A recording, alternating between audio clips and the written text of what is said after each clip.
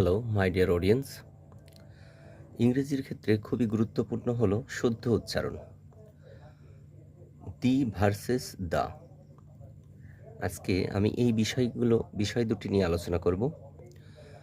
তো প্রথমেই যখন কোনো ওয়ার্ড বা নাউন অথবা অ্যাডজেক্টিভ জাতি বোঝাতে বা যে কোনো অর্থ বোঝাতে ওয়ার্ড, নাউন, অ্যাডজেক্টিভ যদি ভাওয়েল দ্বারা শুরু হয়, অর্থাৎ নাউন, ওয়ার্ড, অ্যাডজেক্টিভ যদি ভাওয়েল দ্বারা শুরু হয় তখন উচ্চারণটা দি হয়।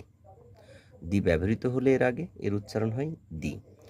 এক্সাম্পল: দি এগ, দি অ্যান্ট, দি এলিফ্যান্ট, দি আপেল ইত্যাদি। আবার যখন নাউন, ওয়ার্ড, অ্যাডজেক্টিভগুলো যদি কনসোনেন্ট